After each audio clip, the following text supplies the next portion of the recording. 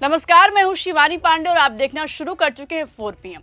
दोस्तों, Iran Israel America युद्ध को स्टार्ट हुए सिर्फ और सिर्फ 5 दिन बीते हैं। आज जंग का छठा दिन है, लेकिन सिर्फ 5 दिन की जंग में मजलूमों और मासूमों का खून बहाने वाले डोनाल्ड ट्रंप और उसके गुर्गे नेतन्याहू की हेकड़ी निकल गई। जिस ईरान को वो कमजोर समझने की भूल कर रहे थे, आज उसी ईरान ने अमेरिका और इजराइल को ऐसा तगड़ा जवाब दिया है कि अमेरिका को भाग्य रास्ता नहीं मिल रहा है। खबर तो यहाँ तक है कि पेंटागन के पास अब सिर्फ 10 दिनों के हथियार बचे हैं। और दूसरी ओर बहुत ही चौंका देने वाली खबर सामने आई है। दावा किया जा रहा है कि ईरान अपने परमाणु बम का परीक्षण करने वाला है। एक दावे में यह भी बात सामने आई है कि परमाणु टेस्ट हो गया है।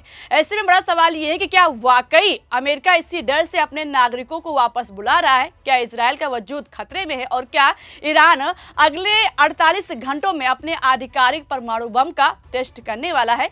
ये सब कुछ आज हम आपको अपनी इस रिपोर्ट में बताने वाले हैं, जिसे मीडिया की ओर से कहीं ना कहीं छिपाया जा रहा है।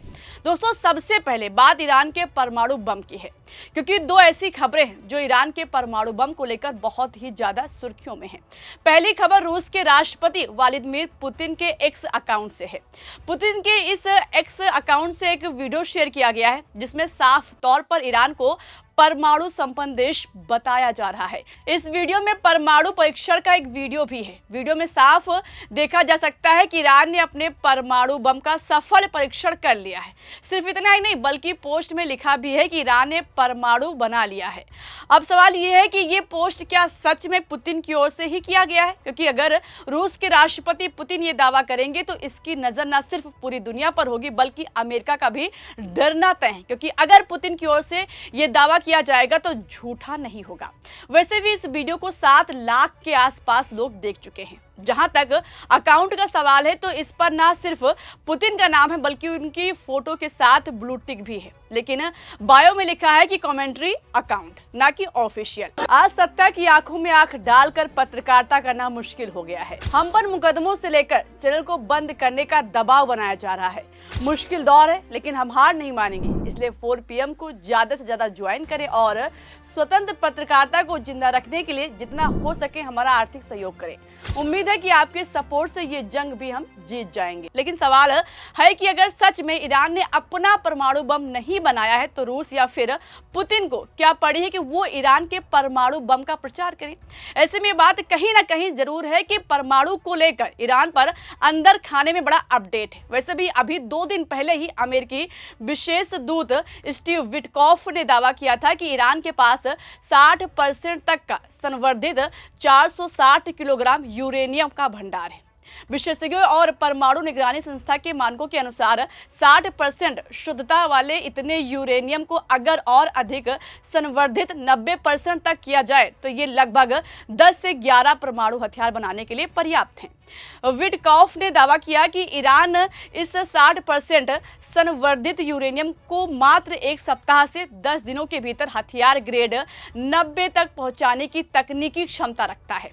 अब अमेरिका और ईरान की बातचीत में 10 दिन नहीं बल्कि 20 दिन से भी ज्यादा का समय बीत चुका है। इसलिए इस बात से तो बिल्कुल इनकार नहीं किया जा सकता है कि ईरान कहीं भी जंग में ही अपना परमाणु परीक्षण ना कर दे। ऐसे में अमेरिका के टोही विमान और सैटेलाइट कई दिनों से पता लगा रहे हैं कि आखिर कहां ईरान क्या कर रहा है। लेकिन कहा जा रहा है कि इसका कोई सुराग नहीं लगा पाई है। और जिस तरह से पुतिन ने एक वीडियो पोस्ट कर तहलका मचा दिया, ये अपने आप में एक बहुत बड़ा खेल लग रहा है और ट्रंप के साथ बड़ा खेल होने वाला माना जा रहा है। वहीं दूसरी ओर जंग की बात की जाए तो ट्रंप और नेतन्याहू को लगा था कि सुप्रीम लीडर के खत्म होते ही ईरान घुटनों पर आ जाएगा।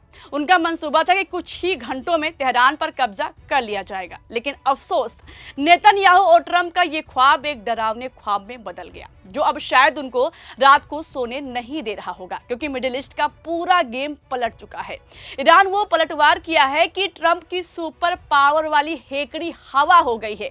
हालत इतनी खराब हो गई कि पूरे मिडिल ईस्ट से अमेरिकियों को दुम दबाकर भागना पड़ रहा है। आंकड़ों की माने तो 15,000 से ज्यादा अमेरिकी फौजी और नागरिक अपनी जान बचाकर वापस अमेरिका पहुंचे हैं। मिडिल ईस्ट की जमीन अब अमेरिकियों के लिए नरक बन चुकी है। अमेरिकियों और ट्रंप को डर लग रहा है कि ईरान की कब और कौन सी मिसाइल आकर काम तमाम कर दे, ये किसी को नहीं पता, क्योंकि जो आयरन डोम और दुनिया की सबसे मजबूत रक्षा प्रणाली का दावा इजराइल और अमेरिका करता था, उसकी हवा निकल चुकी है। पूरी दुनिया ने देख लिया कि अमेरिका के दांत हाथी वाले हैं, जो सिर्फ और सिर्फ दूर से दिखाई देते हैं। असल में अमेरिका की तकनीक कहीं ना कहीं ईरान के आगे कचरा दिख रही है।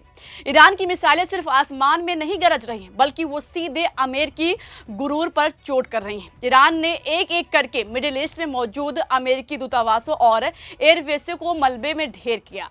याद कीजिए दोस्तों, ट्रंप को अपने aircraft carrier USS Abraham Lincoln पर कितना घमंड था।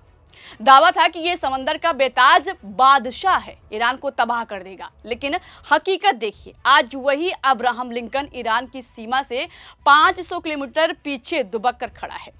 ईरान के ड्रोन और मिसाइलों के खौफ ने इस विशालकाय जहाज को भी भागने पर मजबूर कर दिया है। यही नहीं, ईरान ने अमेरिका के उस सबसे महंगे रडार को भी जलाकर राख कर दिया है, जिसकी कीमत 9,000 करोड़ रुपए बताई जा रही है। यह रडार अमेरिका की आंख और कान था, जिसे ईरान ने एक झटके में अंधा कर दिया है। कल ही कुवैत में ईरान शहीद ड्रोन ने एक झटके में पूरा रेडार तबाह कर दिया। अमेरिका अपनी जिस रक्षा प्रणाली को सबसे तगड़ा बताता था, वो ईरान के सिर्फ एक शहीद ड्रोन से चकमा खा गया। ऐसे में आप खुद ही अंदाजा लगा लीजिए कि कैसे अमेरिकी तकनीक, जो अपने सबसे बड़े रडार को नहीं बचा पाई है। सब मिलाकर हालात ये हैं कि मिडिल ईस्ट में पूरी तरह से अमेरिका के पैर उखड़ चुके हैं। आपको बता दें कि ईरान सिर्फ यही नहीं रुका, बल्कि हॉर्मुज पर भी बड़ा खेल कर दिया है। कल तक जो ट्रंप चिल्ला चिल्लाकर कह रहे थे कि रास्ता नहीं बंद होने देंगे, लेकिन सच ये है कि इधर से जहाज गुजर नहीं रहे हैं। ऐसे में ईरान ने साबित कर दिया है कि इस इलाके का असली सुल्तान कौन है। ईरान ने हॉर्मुज पर मुकम्मल कब्जा कर लिया है। अब वहां से एक परिंदा भी ईरान की मर्जी से पर नहीं मार सकता। जहाजों की आवाजाही पूरी तरह ठप हो चुकी है, जिसका सीधा मतलब है कि अब अमेरिका और यूरोप की अर्थव्यवस्था की सांसें उखड़ने वाली हैं।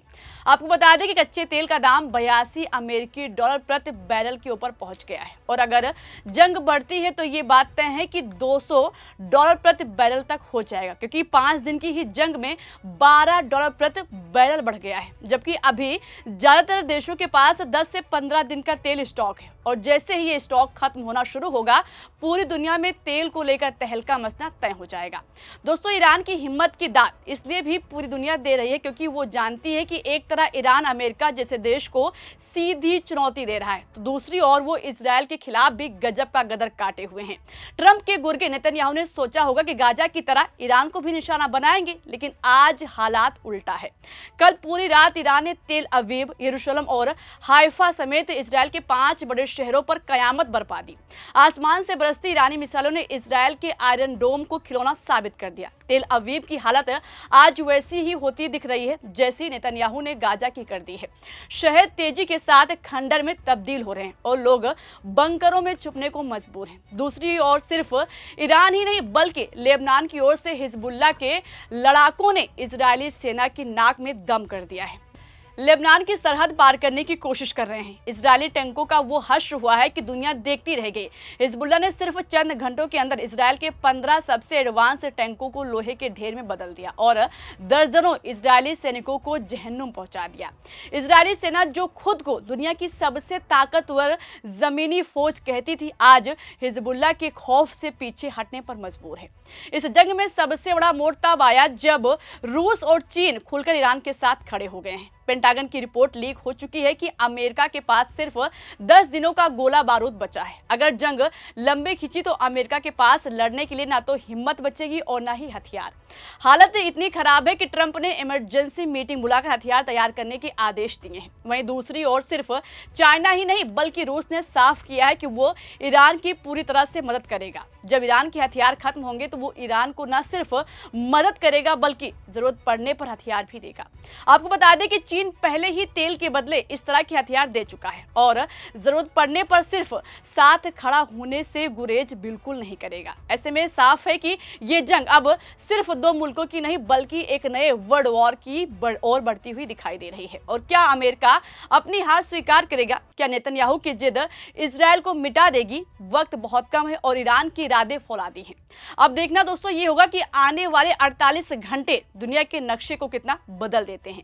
क्या ईरान अपने परमाणु का सच में परीक्षण करने वाला है? क्या सच में पुतिन की ओर से किया गया दावा सही है? आपको क्या लगता है, क्या ईरान वाकई अमेरिका को धूल चटा देगा? अपनी राय कमेंट बॉक्स में जरूर बताइएगा। वीडियो पसंद आई हो तो लाइक और शेयर करना मत भूलिएगा। देखते रहिए 4 PM। नमस्कार।